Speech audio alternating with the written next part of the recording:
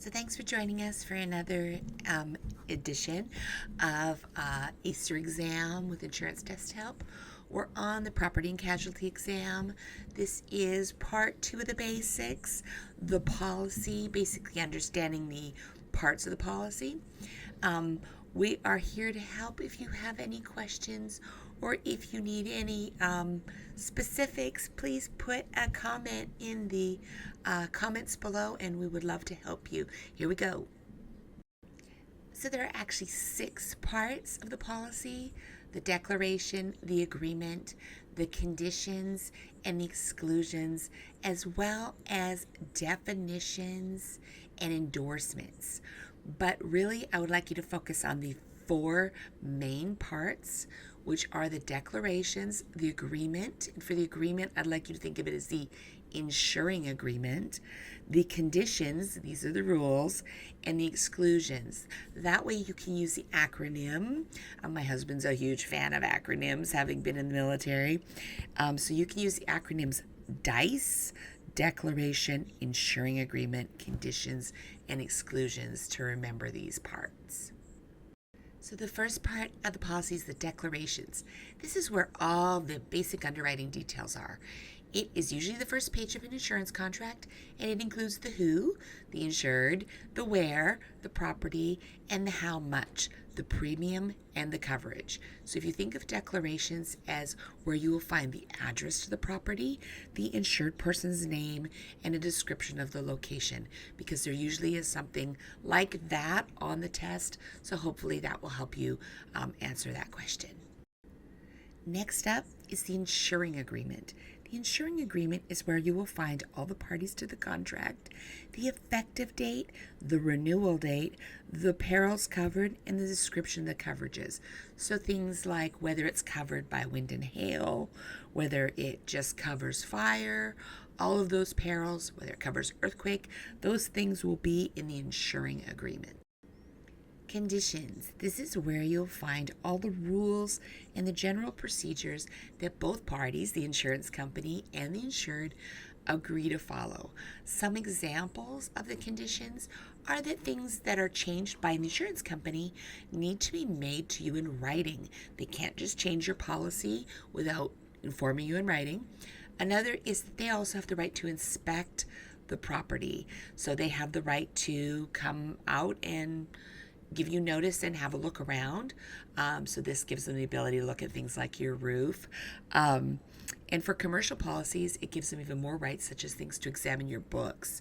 So if you have an insurance policy, a lot of those are based on your revenue. So they will ask you for that revenue, and sometimes they'll want to confirm that by looking at your books. So those are all of the conditions of the insurance policy. Next up, we have the exclusions. This is where you'll find things that are not covered. So, right in the name, exclusions. So, for example, on a homeowner's policy, things like backup of sewer or drain are usually not covered unless you have a special endorsement for that. You should have that. And on the case of car insurance, sometimes there's someone in your household that can be excluded because they are too high a risk. They had a DUI, they had a suspended license, or they're just a very, very poor driver. So you will have to sign an exclusion that they are not allowed to drive your vehicles under that insurance. So those were the 4 main parts of the policy: the DICE, the declaration, insuring agreement, conditions, and exclusions. There are also usually policy definitions and endorsements. Endorsements are things that change the original terms of the policy.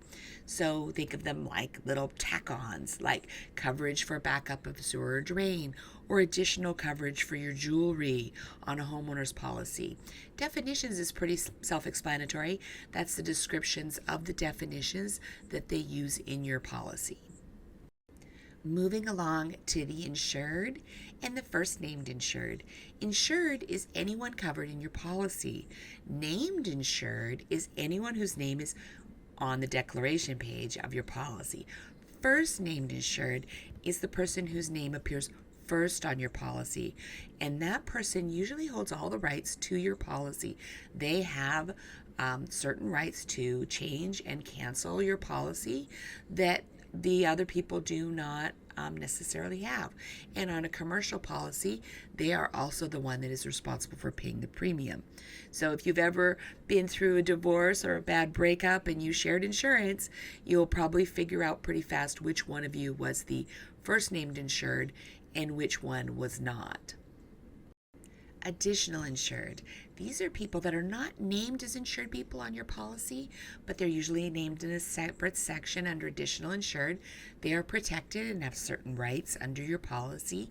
These are people like the lien holder for your vehicle, your mortgage company, sometimes your landlord in an apartment renter's policy wants to be there as an additional insured. So they are protected in the event of loss, and they are listed as an additional insured. So if you have a loss, they have certain rights. Okay, moving on to actually if you have a claim. When you have a claim, there are two different ways of notification. One is called the notice of claim, and one is called proof of loss. Notice of claim can be an informal process of simply calling your insurance company and saying that you have had a loss, and telling them when, where, and how that happened. For example, you were in a car accident and someone hit you and drove away, hit and run. Proof of loss is a sworn statement, and it is usually required before any loss will be paid out to you. Well, your notice of claim can be really informal and verbal. Your proof of loss is usually more formal and in writing. Cancellation and non-renewal. These will probably be things on your exam, and they are not the same. People think of them interchangeably, but they're really not. Cancellation is the termination of your policy by you or the insurance company before the end of your term policy. So say you decide to change companies because you got a better price, or say you are selling your home and you call the insurance company to cancel. You canceled. That's a cancellation. Your insurance company can also cancel you midterm for things like you got your driver's license suspended. That would be a cancellation. Non-renewal is different. Non-renewal just basically says we're not renewing you at the end of your term. Sometimes it has nothing to do with you as an insured person. It's really sometimes just that the insurance company might not be insuring homes in your area anymore, and or that perhaps it is something related to you, like you've had a lot of claims, so they're non-renewing you for claims frequency. So it's just a decision to not continue and renew your policy. Mortgagee clause. This is one of those additional insured people on your policy. Your mortgage company will want to be on there as an additional insured. It gives them certain rights to being claimed. Most people are kind of shocked when they get their check for a new roof because there are any damage to their home, to find out that their mortgage company is on the check and they have to get them to sign off on it. So they do have special rights because they own it. Same with your lien holder on your vehicle. So and then those rights extend past just being on your check.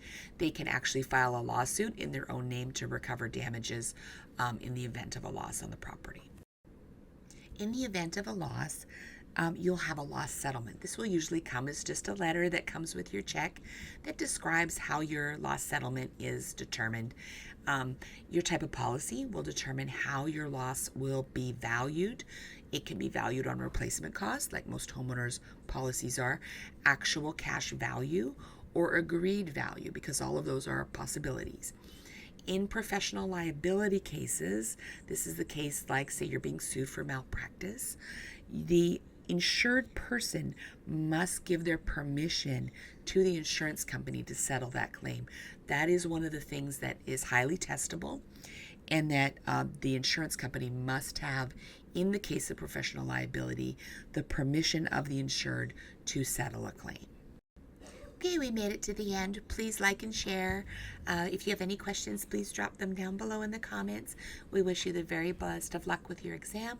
Please check out all of our other videos on P&C, life, and health, as well as the SIE exam. We wish you the very best of luck.